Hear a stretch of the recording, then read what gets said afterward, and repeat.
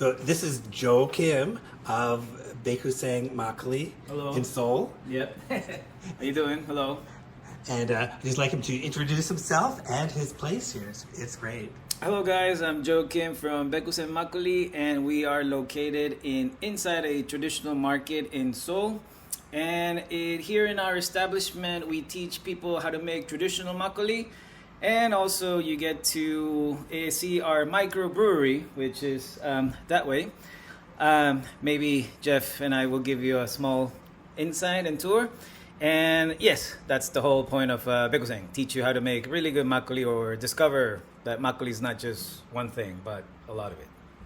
Right. And Joe, so you have students here all the time Yeah. learning how to brew. Yeah. And I think that's really great. And your website has so much great information about makgeolli. I think it's a fantastic introduction for people. So have you noticed a lot of interest in Korean traditional alcohol? Yes, especially I would say nowadays, just as many people or tourists come to Korea to learn how to make kimchi or even kimbap, the interest in learning more about Korean rice wine or Korean drinks has also come up. Mainly, I would say because of soju, but a lot of people still know soju, but they don't know makgeolli that well. But somehow, I guess if you watch a drama or something, they'll see the makgeolli cup, they'll see a white drink that they're not familiar with, and somehow they'll discover that, oh, that's actually a national cultural heritage drink that you should know if you're interested in Korean cuisine, at least, right? So, Yeah, I agree. Everyone should know. everyone should know. Yes, definitely. So yeah, so I'm really happy to see that so many people are learning.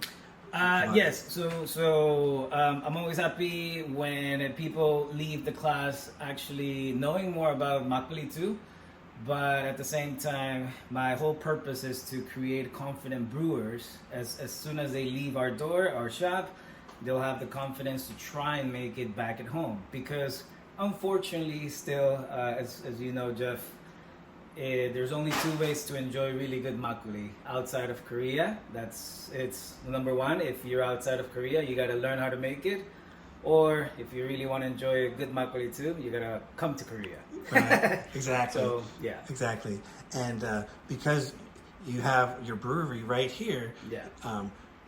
The students get to experience real makgeolli Yeah. in person Yes. that you make yourself. Yes.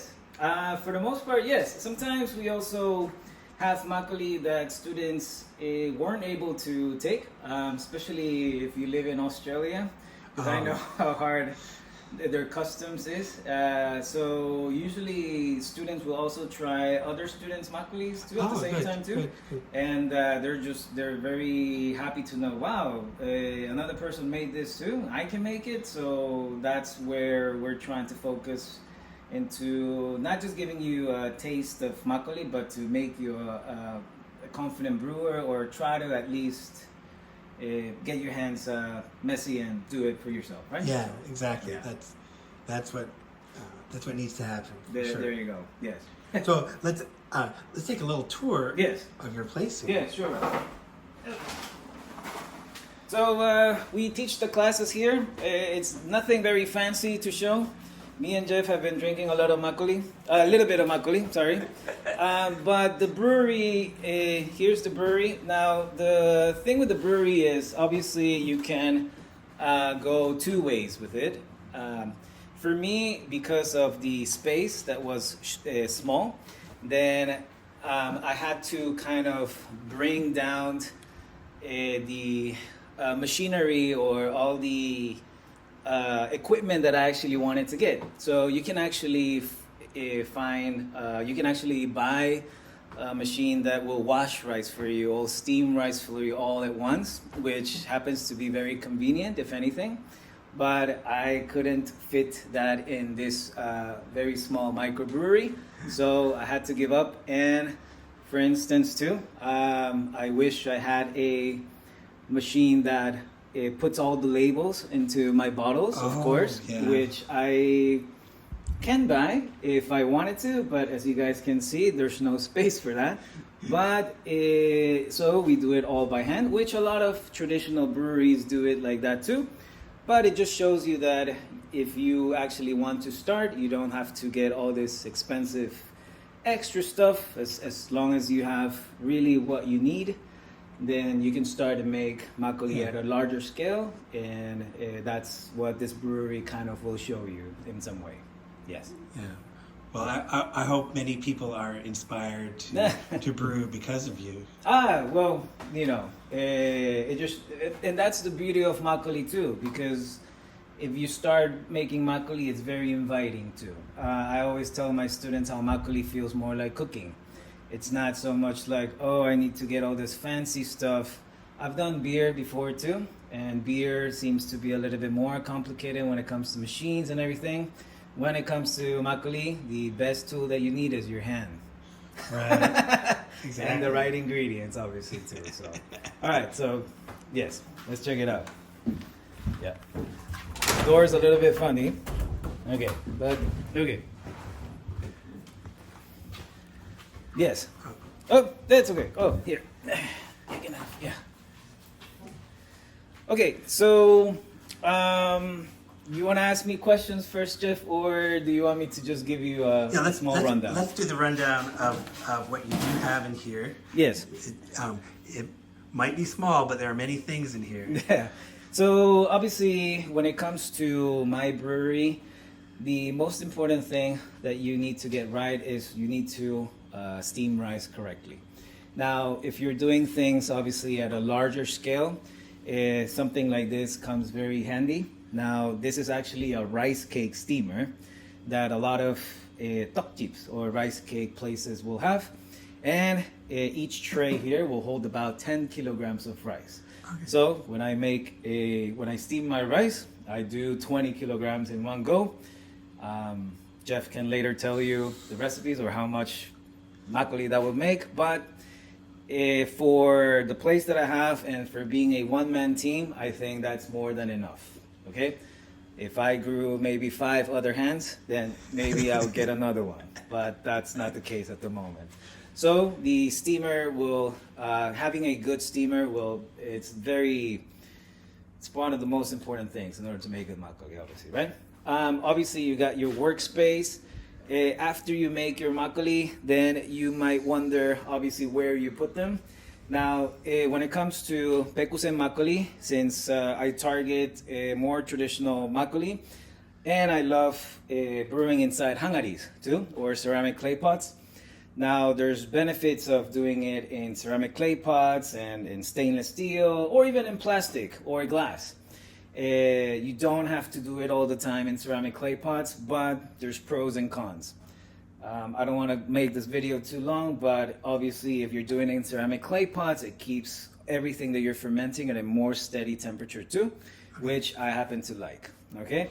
But there's benefits too. There's cons, disadvantages too. If I have to clean this or lift it up, it's horrible. So there you go. But so these are the maximum size that you can deal with by hand. So yes, so we're also talking about the makgeolli that we're making at the moment too. It's all natural makgeolli, so it doesn't have other enzymes, modified enzymes, or it's just nuruk. So when it comes to scaling, if you ever think of making larger and larger batches, and you're just using nuruk, then you'll find that as the bigger you go, the harder it gets. So at the moment, something that I'm comfortable with is around these size, which these sizes, as you can see here, they're 25 liters for these hangaris. And then I make different batches, and then I tend to blend them too sometimes. Oh, okay. So yeah, there's different ways. Every brewer has their know-how. So that's where it comes. Okay. Yeah. Obviously, something that you'll see in many breweries too is your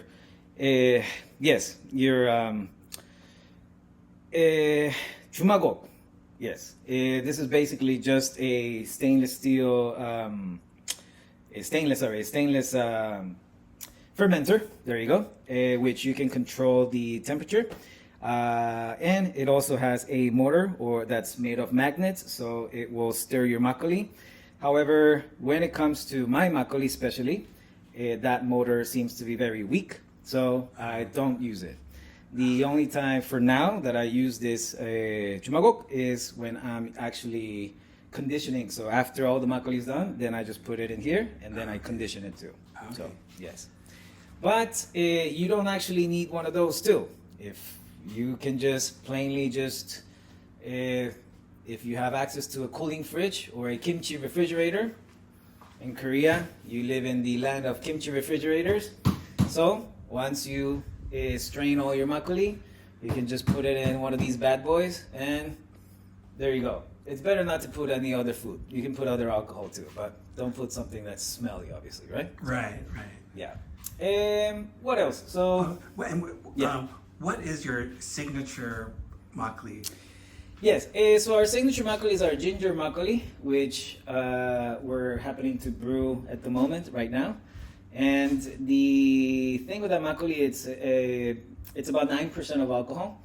And the great thing about ginger makgeolli is that, number one, there aren't many in the market, in the Korean market at the moment. So that gives us kind of a, oh, I never thought you can make makgeolli with ginger. So that gives us an advantage right there. But at the same time, super healthy. It's good. I've had people who don't like ginger at all trying it, and then they're like, I can drink this. So that just shows you the magic of nuruk and fermentation, if anything, when you start combining different elements too, right? Yeah. So ginger makgeolli, yes, it's a little bit sweet and a little bit hint sour and carbonated too.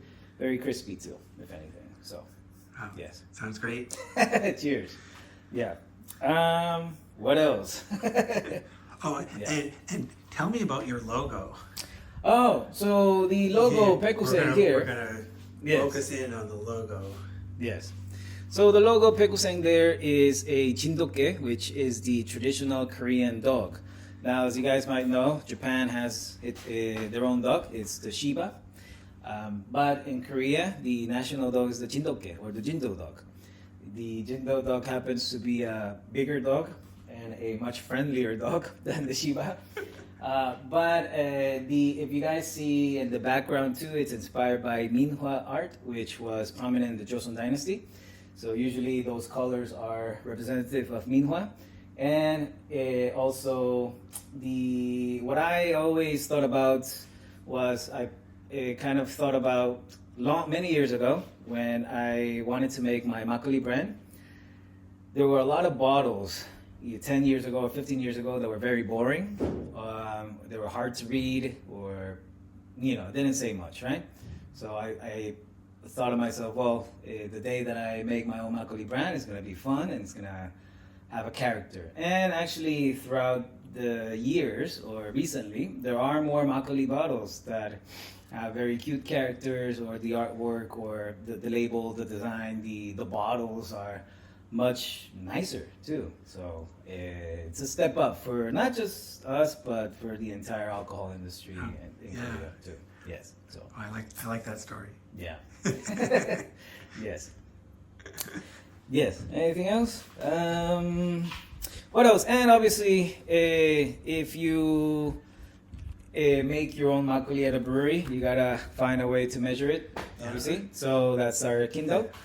And you'll be able to measure the alcohol level of your makgeolli after that. After you separate the makgeolli with the alcohol, you just use a hydrometer, and then you, see how strong it is. Yeah. Yes. Exactly. But that's pretty much that's our brewery.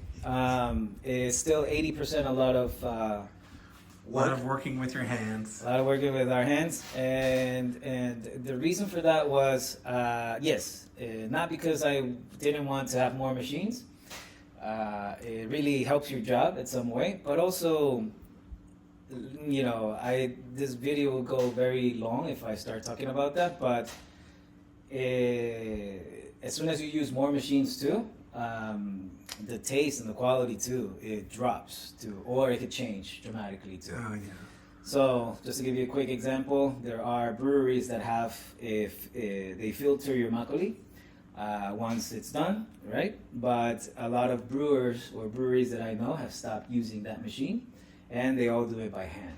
Oh. Yeah, so it just shows you how different that can be too. Okay. So, yeah, Interesting. yeah. There you go. So, Joe, I really appreciate that. Okay, the chance to taste all these brews that you made with your own hands. Thank you. It's a real treat. Cheers. It's a real treat. Yes. So I really appreciate that, Mm. and I appreciate the tour of your operation here. Yes. And I hope we have a steady stream of students learning from you. Cheers. Yeah. Well, you can learn from Jeff on YouTube. He has way more videos than I do. Yeah. Well, if you're watching this, you're watching YouTube. So Yes. So I'm glad you're here. I'm Yeah. glad you're here with Joe and me today. Yes. Thank you. 감사합니다.